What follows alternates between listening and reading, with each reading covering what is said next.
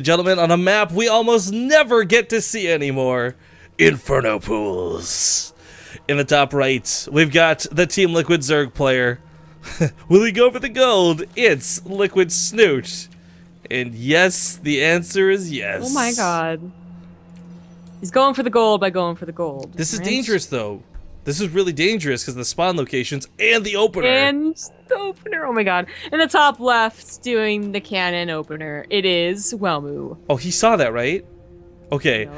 He did. I thought this was going to be one of those things where the drone had just not put the building down, so you don't notice the drone in the fog of war, and the hatchery comes when you're out of vision, but okay. So the reason this is dangerous isn't because of the cannon rush opener exclusively, but this is horizontal spawns.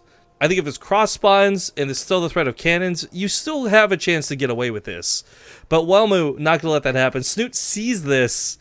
Honestly, canceling his natural, or his gold and just go for the natural normally might be his best option. When do you ever get to cannon rush from the high ground to the low ground, you know? Not it's a long time. They've made tweaks to the maps to make sure that specifically does not happen. Dang. Snoot's gonna just lose everything here. He has no spawning pool yet. Well, it just went down. What is he gonna do? Take the gold base on the other side of the map? That would actually be hilarious. Proxy hatchery's not a bad idea either. Oh, I hope this isn't a block hatch. I hope this is an in-base roach hatch. So I think if he just says the block and the natural, it's not going to pay off. Plus, it's in range of what is potentially cannons. Whereas if he puts this over here, oh my god, we saw this in Deja Vu! Wasn't this the final game between Snute and Welmu yesterday as well? On Coda. On Coda instead, yeah. And he went into mutas, and it was the Lings that really did it. And it's kind of a similar theme where the entrance to Inferno pools, it's quite large and it's quite a big natural. Like if you're, one hand, harassing with the mutas, and then you send the Lings in, they could very well get in there. Oh, it's roaches though. Well, I guess he'd go roaches first, didn't he? Yeah, he needs, and this is really important that he cancel the hatchery. He needed every bit of money for this. Now, Welmu sees this in the main. He knows this is here. We talked about this before. Bly actually filled me in on something I didn't know for the dynamic of this. We know that you need 2 cannons to kill the hatchery before too much comes out of it. Otherwise, 1 cannon still lets like 5 or 6 roaches come out through larvae and queens, right? But if you have 2 cannons, you can also focus down the cocoons, apparently, just before they'll hatch. So Bly dropping them anti-cannon rush knowledge bombs. Well, this is interesting. So Welmu's got to figure like what's happening exactly, but he also has to remember what? Oh, it's just like I got Lings now. If you I'll take whatever gold base I like. First blood.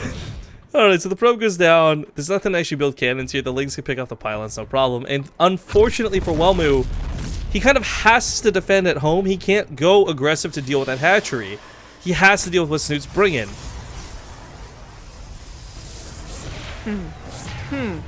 Well, this time the queen's gonna be able to get out. That's one thing that was missing from the last time we cast these 2 guys. And there's also gonna be Burrow. I mean, he could honestly break that cannon. Welmu only with 1 cannon for this. Yeah, I wonder why. Was he just thought it was a fake, or? I think he canceled because of money problems trying to get the natural up. Oh, yeah, that might have been a big mistake. The roaches is barely not going to go down here. Oh, the queen. The mothership core made the mistake of focusing. Well, mistake, air quotes, right? Of focusing the roaches. Normally, queen and mothership cores already have this dynamic where they barely kill each other in the first place. But that queen is a huge leg up on the mothership core now. If she focuses it down, it will die. Yeah. She's starting to get enough energy for transfuse as well. Of course, I think she wants to plug at least 1 creep tumor. It's getting really bad for Welmu. He wants to pull into this, but he needs more money, and he knows it too. Stalker's on the way. He's got the natural base. Once this finishes, he can transfer over, but still, that's not even a safety freebie. Sentry is like, oh, I shouldn't be here.